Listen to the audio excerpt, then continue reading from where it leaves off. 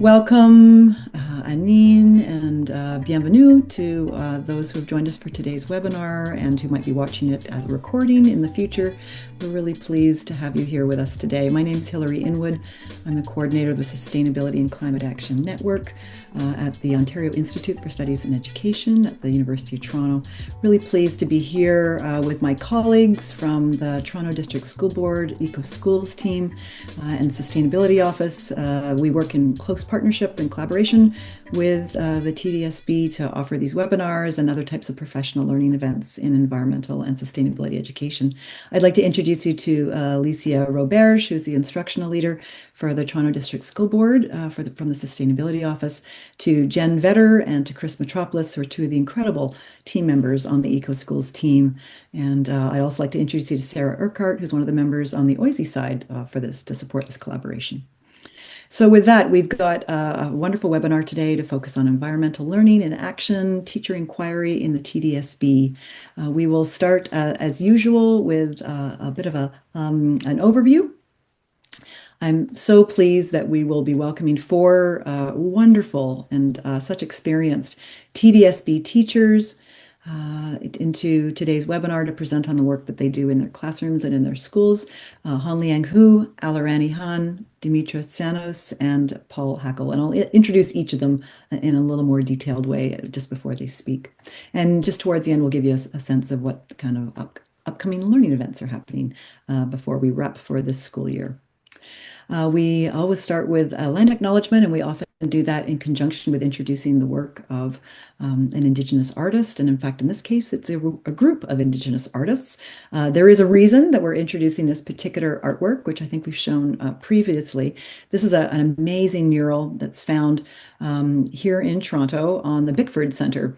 And this is the home of Monacan. Monacan is going to be the host for us for our year-end event called Cultivating Connections. We'll talk a little bit more about that. And this mural is found on Monacan's, this beautiful mural is found as one of the murals that surrounds their First Nations gardens on the site. This particular mural is created by the Red Urban Nation Artist Collective, known as RUN, R-U-N. It was founded the collective was founded in 2017, and it's an Indigenous group of emerging and established artists. It aims to rebuild community bonds and reclaim urban spaces for Indigenous people through art.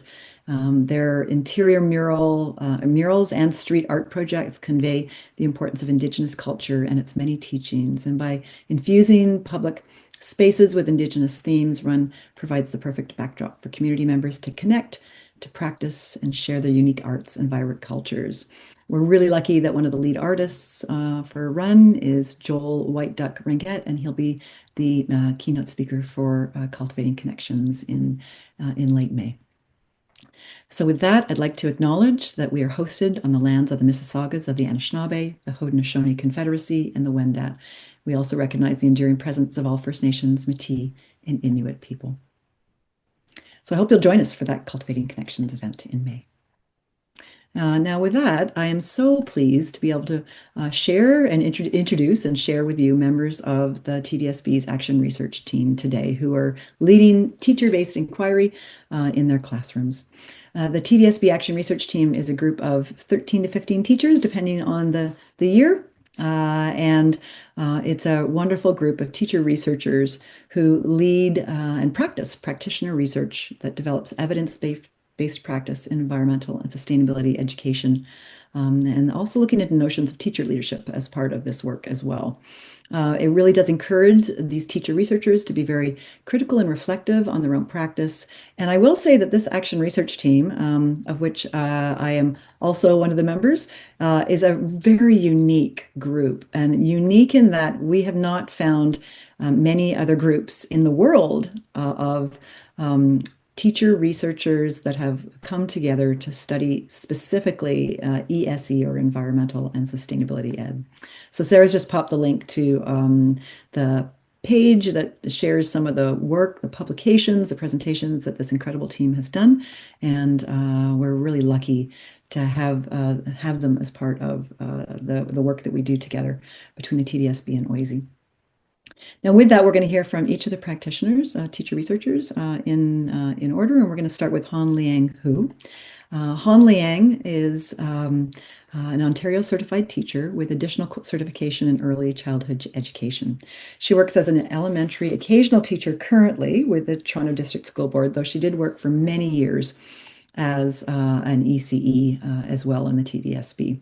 And I have to say, she has been singularly the most active ECE, early childhood educator in environmental and sustainability in the board, which is so impressive.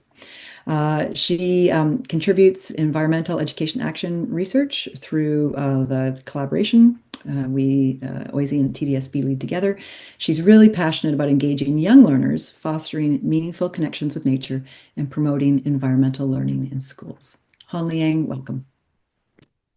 Thank you, Hilary. So from the slides, you can see that I will be presenting teaching in kindergarten, climate literacy through contemporary pedagogical approach. So this combines both of my research papers into one presentation title. So the first one is Exploring Climate Literacy in Kindergarten. The second one is Contemporary Pedagogical Approach to Climate Change Education in Kindergarten. You know that I was really initially hesitant to introduce and discuss climate change in the kindergarten classroom. I feared that it might overwhelm young children and disrupt the safe and nurturing learning environment we strive to cultivate. And then those fears and the worries always in my mind, but I feel like that through the voice and the metaphor and the action, I inquire into how the young children are beginning to understand climate change, how to introduce climate change discussion in a developmentally appropriate way. So my goal was to encourage curiosity, knowledge building, and action rather than fear. But it's very interesting to find out like the finding page and the next slide. Hilary, you can move the next slide about the finding how young children in my class understand climate change. They viewed climate change as Earth having a fever and like some symptoms. The temperature is getting hotter. And also they understand the differences between a healthy Earth and a sick Earth. And from their work, you can tell how they tell the difference, how they view the climate change.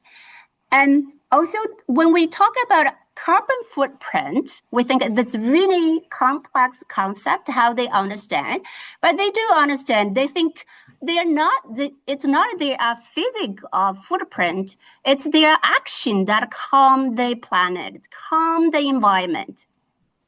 So young children desire to have a cleaner and a nature-based world and know they can take small climate action to help, even a very small one, pick up the garbage, use a goose paper, all those things they think they can help. Take care of the earth, take care of the environment. Then next slide, when we think about it, how do we introduce climate change and through pedagogical approach? So I use the three approaches here. The first one is inquiry-based learning. It's introducing for young learner how the climate change learning in the classroom. This inquiry stage utilize careful selected storybooks to introduce kindergartners to climate change. I think it foster meaningful discussion and a critical question through this approach. So from there, you can tell the story of climate change. That's a book. The other one is Earth Fever. And then they all connect that topic to help them understand. Also, I think facilitated discussion enable them to articulate ideas. Like, for example, they articulate like this: climate change makes the Earth get hotter and the ice is melting. and reflecting and emerging aware of environmental interconnectedness in their life. They think about nature, they think about environment, they think about how to take care of them, they think about how to connect with them. So through the story, telling the book, and then read aloud, they all help then understand and comprehend this really complex concept and topic. And the next approach, it is, next slide. It is about engaging young children in collecting climate change with actions and through projects-led learning.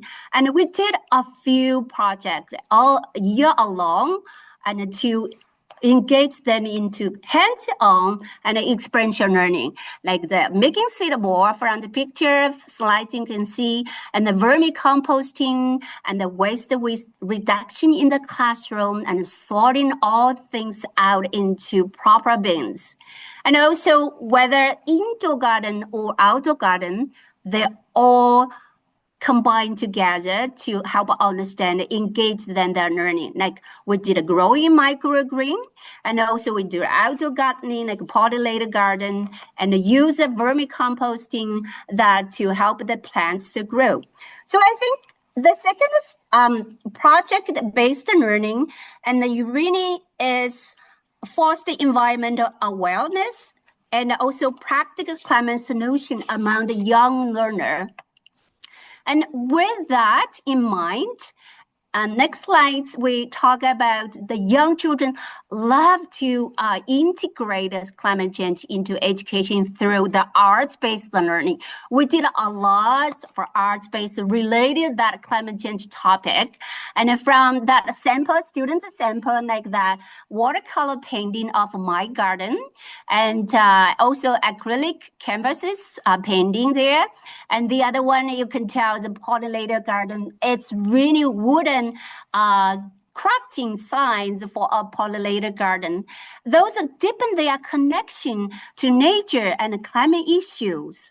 These creative experiences not only foster appreciation for the cultural and artistic dimension of life, and also supported the young children foundational learning about environment and the climate change.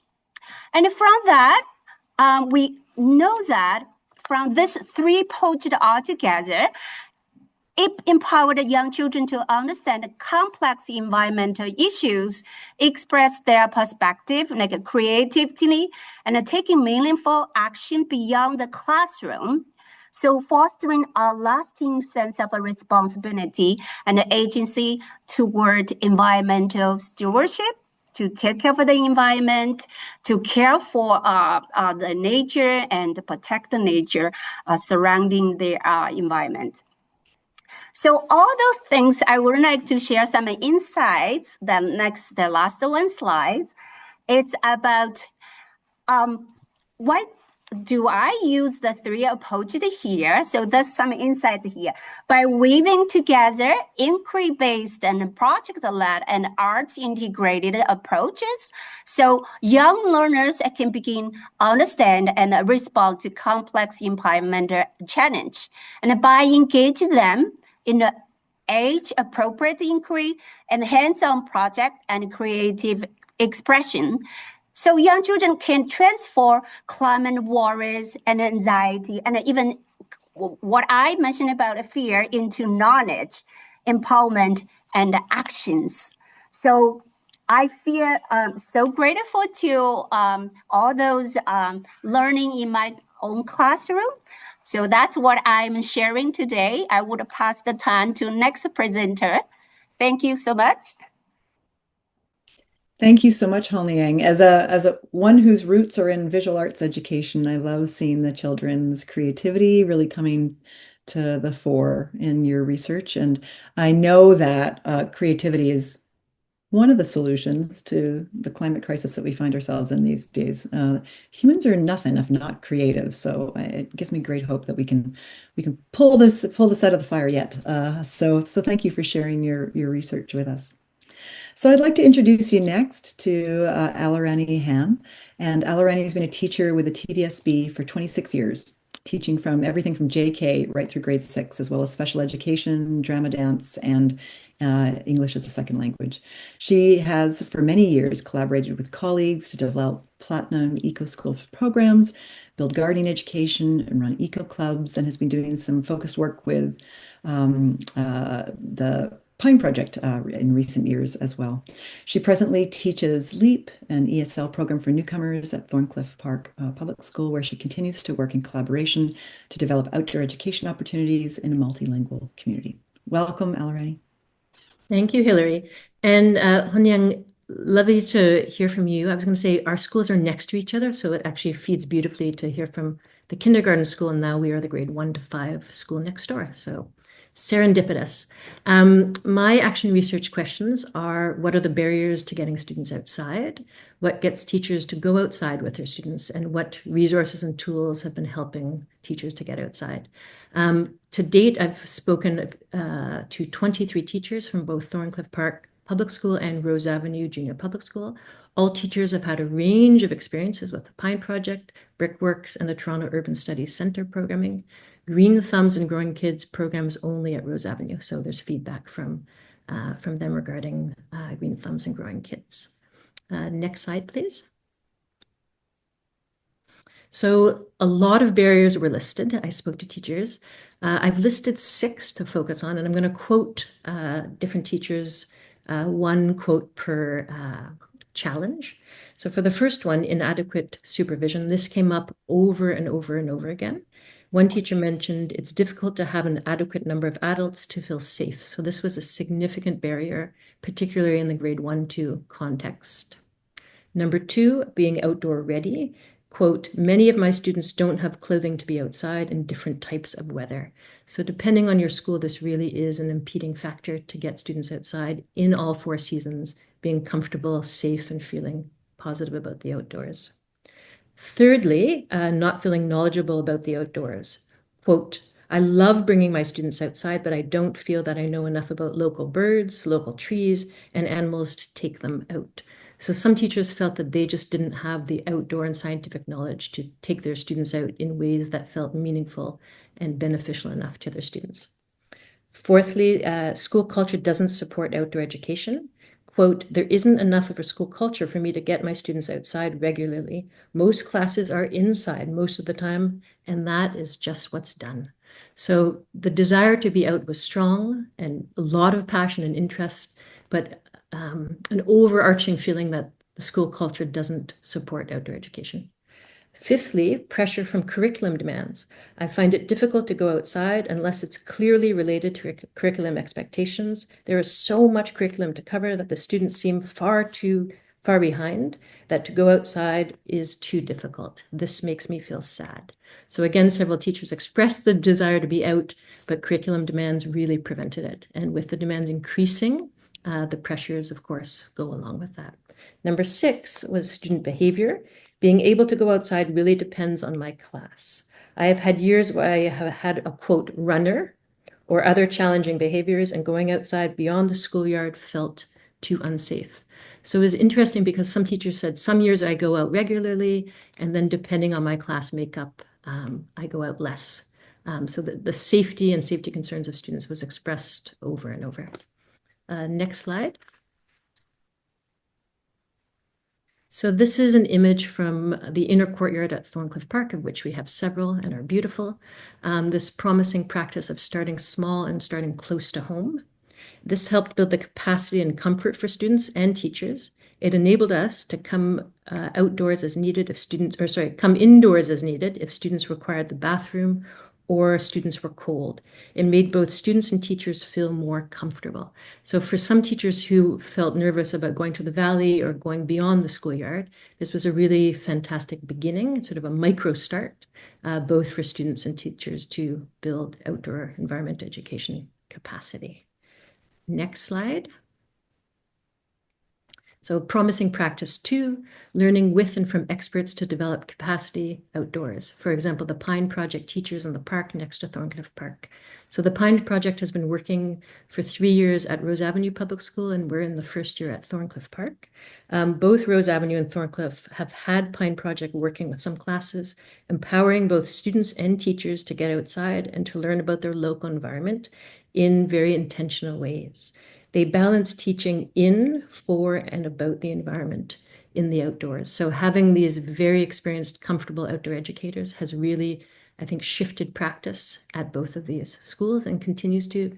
And we're hoping for both schools to continue this relationship next year. We remain hopeful. Next slide. Promising practices 3, so building capacity to be outside in all seasons in the nearby valley with Thorncliffe students led by the Pine Project. We built up the capacity to be outside for a half day in the winter after several experiences near the school in the fall. Multilingual communication with parents, ongoing discussions with students, outdoor clothing rooms, extra mittens, hats brought along, each helped to make the afternoon fantastic for everyone. So this image sort of shows what might look like really in-depth, rugged outdoor experience. For us to get to this place, and this is with LEAP students, many who didn't have boots or mitts, and for many it was their first winter in Canada. I think this image is powerful, these images, because it took many steps and a lot of collaboration for us to get to this place to be outside. So it began small, the local park, and this was sort of the third outdoor experience for Thorncliffe students. Next slide. This is, we think, an amazing outcome. So time to experience, reflect, share, and celebrate. So some of the best reflecting, speaking, writing, reading, and sharing all year came out of authentic and meaningful outdoor experiences.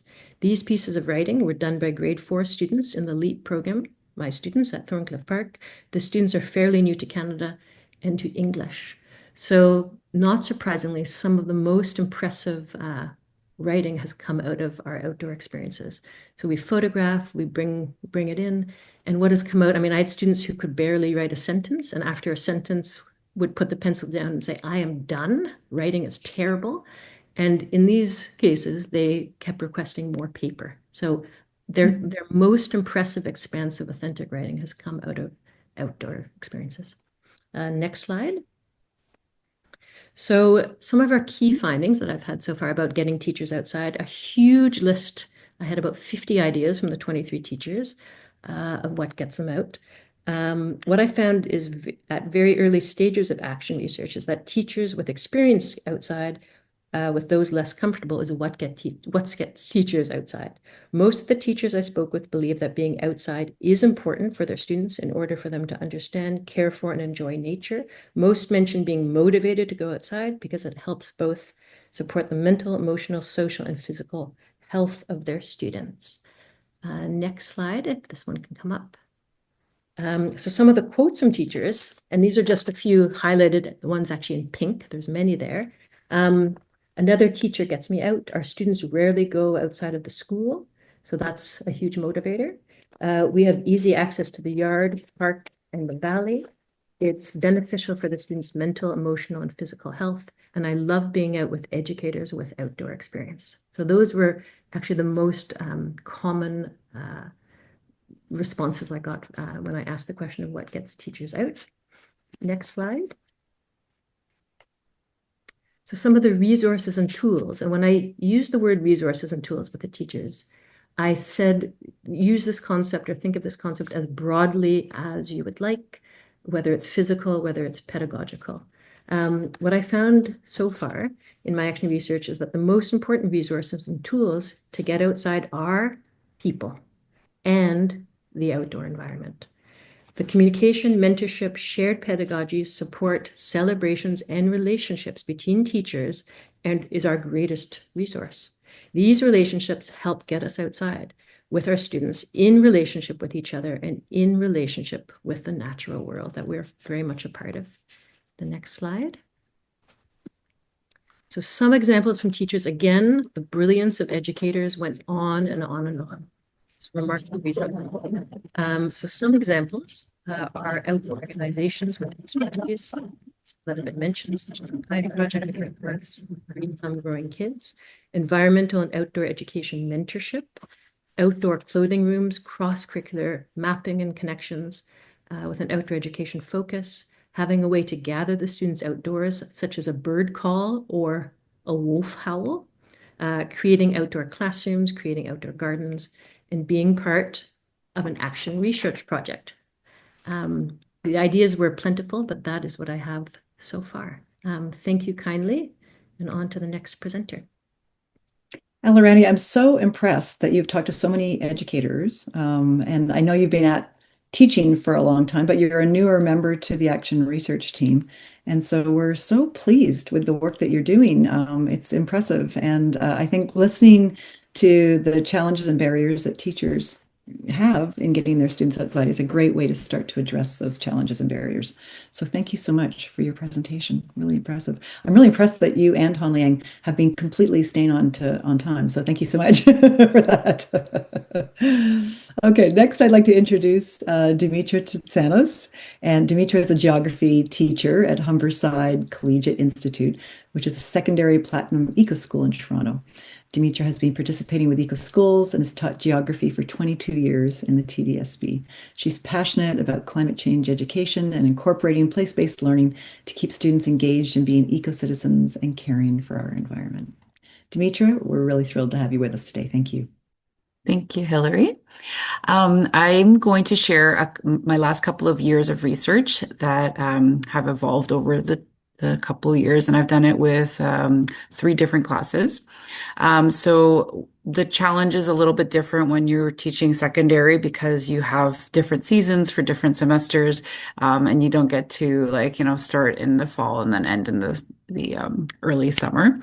But with each class, we do different things. So in the first year in 2024, I started my research looking at connecting grade 9s with nature through getting outside and doing some GIS, which is Geographic Information Systems, and looking at how we can use our local park, which is High Park, and using Survey 123 to figure out whether or not High Park is a healthy green space, an urban park, because that's also important to note. And then in 2025, I started looking with my grade 11s at doing more journaling and not using any devices and just focusing on reflection. And we did take some photos, but there was a lot of journaling while we were outside with our nature journals. Next slide. So the grade 9 field trip, we would take to High Park. We could just walk there, which is really nice. So it was just a half a day trip. And so I could take 2 classes at once. And some of the questions that I asked the students to think about during the morning was, why do we need nature in urban areas? What indicators exist in High Park that illustrate stewardship and a healthy urban green space?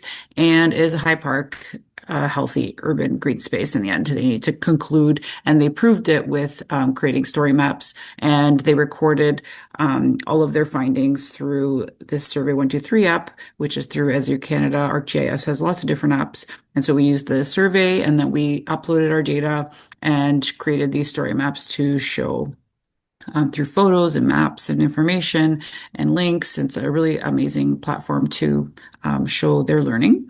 And this example here that I have focused on sustainable policies because High Park has closed the north entrance, where Bloor Street is, to cars. And so how has that improved the green space, which we talked about how it has, and people are encouraged to walk and bike instead of driving, which is better for air quality. And in previous years, we had actually visited High Park, and they had an air quality testing facility that was really cool to explore. And there was someone there from Environment Canada to talk to us about air quality and how they were trying to figure out if what the air quality was like. So that was kind of cool. Every year, it's always different whenever we visit High Park. Next slide. And so then the next year in grade 11, we also visit High Park, but we were also exploring other places. So we started off small, like the other two presenters talked about, like sometimes just going to the schoolyard is good. So if you just have 10 minutes to start off your day, sometimes it's nice to just go to a sharing circle and get them outside and get some fresh air, and journal for 10 minutes. So we did a little bit of that. So you could see the top pictures on the left-hand side. We have a sharing circle with logs, and if you have a small enough class, they all fit snugly. And I also had, we did other things in the sharing circle, like we exploded volcanoes that we made in our natural disasters class. We read books, and we shared some cedar tea as well. And then we also went on a field trip to the Scarborough Bluffs, where we journaled on the beach. If you could see on the bottom left corner, there's a picture there of us journaling. They really enjoyed listening. That was a listening activity where they just closed their eyes and listened to the waves. And also in the brickworks, we went there in the same day. They were journaling and listening to the water at the brickworks. So it was nice to see them really like use their senses while we were outside. I think that's really important when you're trying to appreciate nature and enjoy.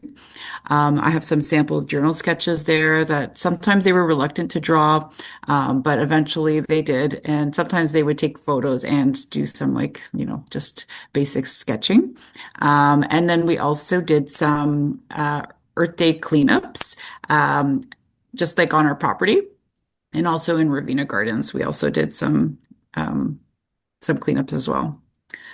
Dimitri, I'm so sorry. The PowerPoint shut itself down. I'm not sure why, but I will get it back up. Give me one second. Okay. Dimitri, I had to ask you the question about from one of those photographs. The exploding volcanoes. I think we need a little bit more information about that.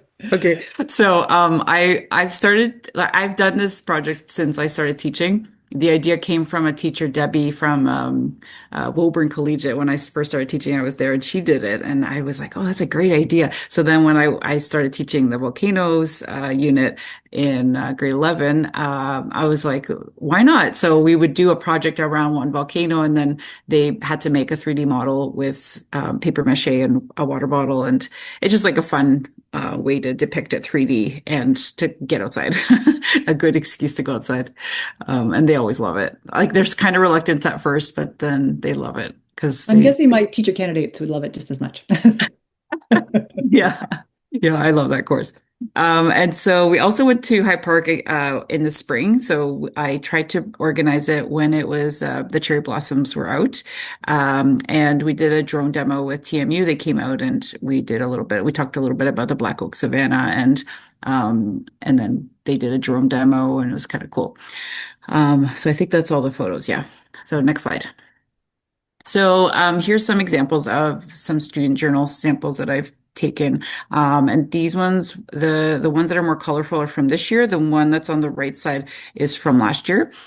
So I gave them more time this year to work on their journals in class, which I found gave them more time to be creative. As you can see, there's a lot of they used different materials. I encouraged them to get samples that were like on the ground when we were out. And so I really just wanted, every time it's different. And the quote there is from Braiding Sweetgrass. I use that a lot when we're outside and reading. In the sharing circle, we'll read like little excerpts and little chapters from Braiding Sweetgrass. So the quote is really like what inspired me to do the research I do. So the land is the real teacher. All we need as students of the land is mindfulness, paying attention as a form of reciprocity with the living world, and receiving the teachings with open eyes, open mind, and an open heart. And we read a little excerpt from the Goldenrod and Asters chapter, and that's all about reciprocity and just like relationships and how like things grow together for a reason. And human beings are either good stewards or bad stewards. So it's really important that we are reciprocal and like giving back to the earth and cleaning and respecting earth and listening and just like being part of it. Is really important. And so that's really what my goal was with the nature journal assignment, was for them to be really like in tune with nature and listening and reconnecting with earth, because sometimes when you're on your device all the time, I really wanted them to have a better sense of their part in the environment, and how they can reconnect, because sometimes we're on our phones way too much. So the reflective journaling has gotten better. I was really happy with their final products, their journals, and I think it's really important to reflect and take notes, and sketch, and also like draw. So the combination of everything is really important, even in high school. I know the first presentation, Hong Liang, you did stuff around art, and I think art is really important. Sometimes kids are like, "Oh, well, this is geography. Why am I doing art?" But geography is everything. Geography, like we talk about, like we're outside, we're doing art, we're doing technology, we're learning about statistics, demographics. Like it's everything. So it's really important that we incorporate all of those things so that they become really well-rounded learners and appreciate nature. Next slide.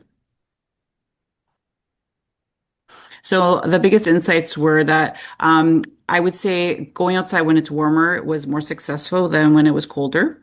There were more complaining that was happening. Like when we went to Hyde Park the second time, there was hail that came down as we were hiking, which was unfortunate, but it was okay. Eventually they were fine, but they did like it better when it was warmer. They said that they did enjoy it. They felt more connected to nature. It was good to get fresh air, time to get outside. Other classes didn't really go outside as much as we did, and so they liked it. They really, I felt like they were being more patient as we continued to go outside. Later, they were really like, I didn't have to prompt them as much. They would close their eyes and listen, and so just the journal was great for their mental health, and just to be more attentive and aware of their surroundings.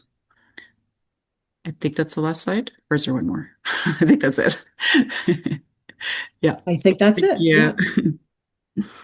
Demetra is somebody who also takes her adult students to High Park. It's always interesting to hear the stories of what you do. And I think some of the strategies are just as effective with adult learners, honestly, as they are with high school learners. And in fact, after hearing you and Alicia rave about ArcGIS, I'm going to try it out this spring. So there you go. I'm Yeah. listening. I'm listening. Yeah. I've taken a couple of large groups during PA days to High Park and Don Valley Brickworks, and they all love it. So I tried to practice what I do with my students with adults first, and it always works well.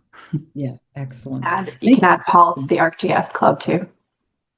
There you go. But Paul, exactly. Yes, Paul is part of that club, and he's our next speaker and our final speaker for today. And Paul, I'll have to start with an apology. When my machine shut down, when my laptop shut down PowerPoint a minute ago, it also deleted all of the bios I had stacked up. And I, in particular, wanted to do yours with a bit of flair because you are retiring this spring, my friend, and that for us is I know it's a wonderful thing for you, but it's a very sad moment for all of us to be losing your expertise in geography education and sustainability education as part of the work you've done at the TDSB. So you'll have to help me out. I'm working from memory here. ACL of geography at Riverdale, and you've been doing that for many years. Would you like to tell us how many years you've been doing that? I've been at Riverdale since 1998, and when the mentor and person that hired me decided to retire, I ended up with the headship, which I was so excited to take on because she was such a wonderful mentor. And I thought, okay, I gotta keep on this great tradition of really practicing field trips and all the other things that go along with the geography program in a school like this, where we do have lots of opportunity because we are so close to downtown. It's 30. Well, fair enough. And I know that you've been an active associate teacher for teacher candidates at OISE as part of their practicum experiences and have influenced another whole generation of emerging teachers. You've been involved in helping teachers professional learning through OAGE, the Subject Association for Geography and Environmental Education, and you've won awards for your work in sustainability education. So we're really lucky to have you on the Action Research team, and we're gonna find ways to bring you back in somehow, even in retirement. But we're really happy to hear a little bit about the work you've been doing to deal with eco-anxiety with high school students as part of your presentation today. Thank you. I definitely want to keep on this connection. I'm having such a great time working with everybody in both the Action Research team and Eco Schools. One of the things I dove into, and this is really due to the work of one of my former students who's just finished her PhD on eco-anxiety, and she's the first one that really brought this to my attention, was looking at how ecological negativeness impacts so much of students' lives, and especially with high school students who are getting into that higher level of awareness. They really do dwell on these things, and I thought to myself, how can I help these individuals along, because it is so sad to watch this, and the world is always a better place. We forget how amazing it is out there, outside of our classrooms and inside, of course. And so I thought action is what it's all about. I have to find genuine tasks that employ students' abilities to get that kinesthetic, tactile thing going, so they're not just sitting at desks writing things down, they're physically moving around, and they're manipulating materials. And part of it is to remind them that we're part of nature. We are as nature oriented as all the stuff outside the classroom. And so if you go to the next slide, one of the things I thought, since we're in the classroom so much of the time and we're out of natural sunlight, how can we get more natural sunlight in? And this goes back to one of the first jobs I got out of university. I was working with a miraculously interesting individual, Ralph Torrey, who is the editor of, currently the editor of Corporate Knights. And I joined him just as he was renovating his office, and he was all about daylighting the office. And I thought, well, what a neat idea. I've never heard of this. And so he, again, a lucky mentor situation for me, he mentored me into thinking, how can we get more daylight into the office space we're working in? And then I thought, I'm in a classroom now with huge windows that look to the east, and it's a gorgeous view into a bunch of trees. How can I get that light into the classroom? And so I thought, well, let's take a look at the way this lighting system works. And pure luck just comes to you sometimes in life. You put the word out to the universe, and it answers back. In the case of, for me, an electrical engineer who shows up in my life, and she is looking exactly at this. She had this moment at work where she said, I was doing arithmetic to figure out how much energy this building uses, and she said, I can teach anybody to do this. And then she had that metaphorical light bulb go off above her head, and she said, I'm gonna call Paul. And so she had this whole idea set up, and that's what we turned into what you see here, this mock-up model of the classroom, then is turned into something, if you go to the next slide, that makes the classroom more efficient. And so we are able to figure it out. And this is using my my friend's electrical engineering background. And as you can see, it's simple arithmetic. And so I have the students go online, find different lighting systems for the classroom, change the way the wiring is designed in the classroom, on the assumption that they are now the electrical engineers and designers that the school board is going to hire for the rest of the classrooms that they ever build from now on. And so you have to find a better way to light this classroom. Our classrooms currently cost approximately $250 a year to light. And you can see the version that the student created in the top one using big LED panels and daylighting, which is what you see over on the right-hand side. The big arrows indicate where the windows are. And so, of course, they have to do a calculation that is better than the school board. Boy, they engage, because they have to get up and measure things. They have to design this. They have to cut this out. And then we have to test it. And as you can see in the last image, we get some lights in there. Everybody gets their cell phone cameras. We take pictures of what's going on inside. And we can actually measure the daylight. If you go to the next slide, we have the outside version of this sort of thing. Since we live in a very dense urban area, front yards are quite small. And so walking around my neighborhood and looking at my front yard, which is also tiny, I thought to myself, how can I make this a better space for me, but also how can I get students involved? And so here's something that is very much a real life job, like the electrical engineer that designed the lighting systems and evaluated them. This is something that you only have to know how to use a shovel to pull off, and getting water onto the site.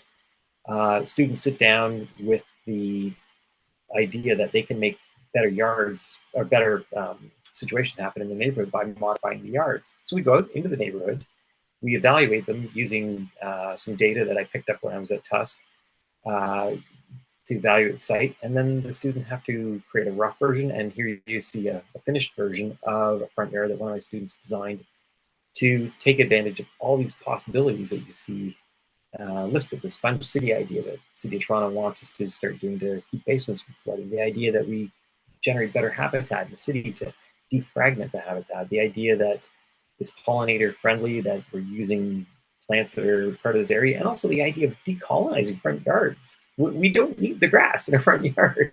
It's the nod to Downton Abbey. if you remember from that show, how vast these front yard or the yards are, and they're totally non-productive. And that's just an ostentatious show of wealth.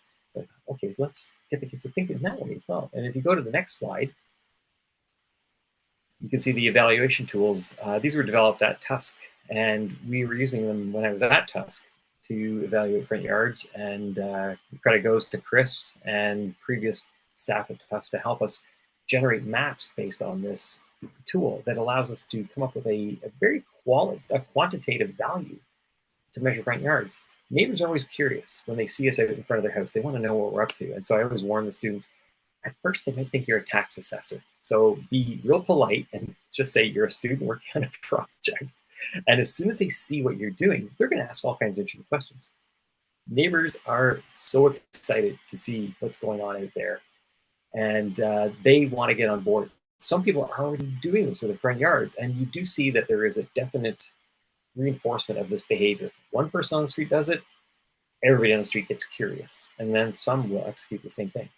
And of course, we get great results and great conversations with the neighbors. So it creates that social piece as well that we so miss by just staying in a classroom all the time. We're part of the neighborhood. Let's get out there. And if you go to the next slide, the same group of students for the culminating activity have to create a sustainable house, ideally a zero or lower energy consumption house. And again, this is the universe talking to me. I saw an article in the newspaper by a local architect who lives just a few blocks north of a school. And he talked in his last paragraph about how he'd like to get more people on board, and he'd love to talk to educators about how they can get this into the classroom. I thought, what the heck? I'll email this guy. He got back to me in 20 minutes. And he helped me with this project for 10 years. He would come into class to introduce the project. He would come in the halfway point to help students design things. And then he would come in on evaluation day. Now, he's since gotten very busy, and he is now living in Northern Italy, so he's no longer part of my crew, but his legacy lives on, and he has designed houses all over my neighborhood that we go out and look at before we start this project as part of the field trip. And then the students have to use, as you can see here, it's old bifold cardboard display boards.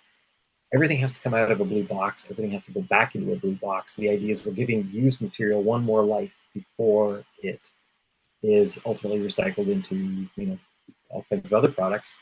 And so the students have to actually design and engineer this. They have to figure out how much energy is being produced by the various features. They have to explain this. The ultimate evaluation is them taking the house apart in front of me and the class. And for example, with this one, the roof comes off. You can see inside. You see all the labels. In this case, you can also see they've gone kind of wild with the equipment, the wind turbines, the solar panels, the solar water heater, the rain barrel, and of course, a nod to the Lord of the Rings with the little round hobbit doors, which is this young woman's favorite movie ever. It is so much fun. The students take about a week to get into it, and then you can't tear them away. And it's just hot glue guns and scissors and various cutting tools to make these things happen, and a little bit of masking tape here and there. The only pushback I ever get is it creates a mess. So yeah, get the students help you clean up, because they will. And I think that's the last slide. Well, I love that you and Dimitra have just proven the concept that visual arts education is rich learning. Because when you make stuff, it involves the head, the heart, and the hands simultaneously. And there's no reason why that can't go across all disciplines, all subjects in the curriculum. So thank you so much for that. I'm just going to stop sharing for a moment and invite people if they have any questions or stories they would like to share. It's so impressive, honestly, what the four of you are doing in your classrooms with your students, and love seeing the creativity inherent in that, but also just really thinking outside the box in terms of what good teaching looks like. We need more of that, especially with the provincial government we have in power right now, who seems to think that the only way you can do good learning is in very traditional ways. And I think the four of you are showing that there's lots of ways to do good teaching and learning in classrooms. So does anybody have any questions they would like to ask or comments they'd like to make based on those four presentations today? I mean, I've got an action research question that I often get asked by people who are not doing teacher-led action research, which is, how do you manage to juggle the responsibilities as an action researcher alongside your teaching responsibilities? So I could direct that question to each of you. Han Liang, do you want to start us off? Yes. I think that's a very good question. Also challenging ourselves in the classroom a different role, like being research and then being educator in the classroom. But what I have done is really structure the plan, really help me to make teaching available, also research available, divided into different terms. So like this term, the teaching plan and the action and the research plan put together. And then move to turn two, and what action research I need to move on, and what curriculum the teaching I needed to do, and then move to turn three, and then finally wrap up the whole things like the action research, what I have done so far, and what I needed to plan for next year. But for the curriculum also, I also wrap up all the things think about it, how to balance the turns, how to make things work in my classroom. So it sounds, Han, Yes. like you're being very intentional then in terms of your curriculum planning and then reflecting carefully. And that's part of that action research cycle, right? Of acting, but also really carefully considering what took place and how to improve on it in the next cycle of teaching. Thank you. Yeah. Anybody else, Alarani, Dimitri, or Paul, want to address that question? I was gonna, I mean, as sort of came up in my action research, which I'm doing for the first time, I think very much people that my entire career that it's really about collaborating with people that have forward momentum and move you along, push you along, and that very much having a growth mindset of, how can we solve this problem? If we're not able to get outside, what are the barriers and what do we do to solve them collectively? And I think too, when you have to I guess, answer to a colleague, and I say that in a way where you've selected the colleague and selected the answering of, we are both going to go outside. We have a schedule. This is the time. It's period 6. It's on the board. We have the materials. We have the gear. We're going to do it. And so I think if you work in a silo, I mean, I know high school is a different context, but I'm going to speak for the elementary panel, that if you work completely in a silo, then I think it's isolating for both you as an educator and the students feel that. Whereas working in collaboration, I tend to get outside because I've collaborated and initiated with a colleague. And whether they have more experience and pull me along or they feel more intimidated and I pull them along so I think it's people.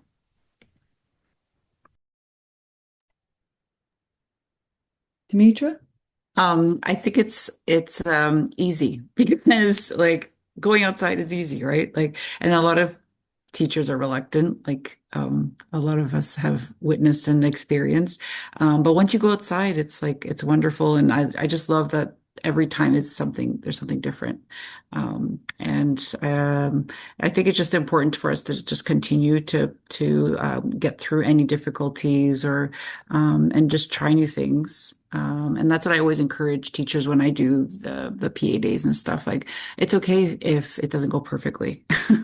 Like sometimes the journey is part of it, is part of the learning. So, Dimitri, you've just been on the action research team for 2 years. How are you finding the process of data collection, collecting photographs and comments from students? Are you finding that onerous on top of your teaching duties, or are you finding that okay to manage? well, my data collection the first year was not I was using surveys and I felt like interviews and photos were a better way to collect data. And that was a little easier to manage in terms of like data collection. Fair enough. Yeah, thanks. Paul, did you want to weigh in on this one? I think we really have to listen to our students. Some of the best ideas came from my students saying to me, we just made a whole pile of landfill. When I first started building those houses, I went out and bought a whole bunch of foam core, and I thought, hey, it's going to be great. And they're beautiful houses. But as one of the boys said, great, it's a pile of trash too. And he made me think differently and pushed me to do something differently just by that one statement. Because we all looked at each other and went, oh my God, what have we done? We're doing exactly what we're trying not to do. And the idea of the experiment is exactly that. These are all kinds of experiments, and some kids will latch on them fantastically. Others come a little bit kicking and screaming. Inevitably, though, they all, like Dimitri said, they all like getting outside. They all like creating with their hands, because they're all stepping back and looking at these things and saying, "That's my baby. That's my creation." And they're so proud of their work. They take it home, and of course, they don't know what to do. They want to get it home, but they show it off to their families. And to me, that's the best feedback I ever get. Letters from parents saying, "My kid just brought home this crazy looking house. What am I supposed to do with it? It's wonderful. Thank you." And you've done a great job when that's what, you tapped into the student's spirit when you've gotten that sort of email. Well, and Paul, I know that some members of our action research team have been experimenting with engaging their students as co-researchers as well, and having them to help with data collection. And certainly that can be another layer of, increasing their enthusiasm for the learning, and really having them understand the importance of what they're doing and what you're doing too. We're just coming to 5 o'clock. Thank you to each of you for the work that you do in classrooms, but also for sharing it with us today.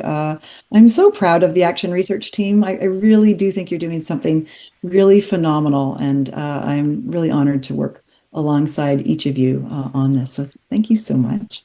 We have got just one last slide to share with you, and that's our upcoming events. We still have a number of events happening this spring through the TDSB and OISE collaboration. One of them is the incredible Maria Van Vlies coming to talk to us about AI and the living world, and the impacts of AI, yes, but also can we use it in some productive ways to, in fact, help the work that we're doing. So we encourage you to come join us on May 20th for that. We've got the Cultivating Connections. The registration's not open quite yet for that. It will be shortly, but please do save the date. That'll be an in-person event altogether down at the Bickford Center, which is where Monacan is centered. That's the mural that I showed you at the beginning of today's session. And then finally, if you didn't know, Climate Camp is back, but it's back for the last time for a couple of years. There will be a couple of years break before we have it again. So if you've been thinking about Climate Camp, please come join us for it. We have spots for both TDSB teachers and for OISE graduate students as well. So we welcome you to that in the third week of August. So with that, thank you everybody for joining us today. There will be a recording and a resource list that we will share in about a week's time with everybody who's registered for the webinar. So thank you so much, and I hope you have a wonderful evening.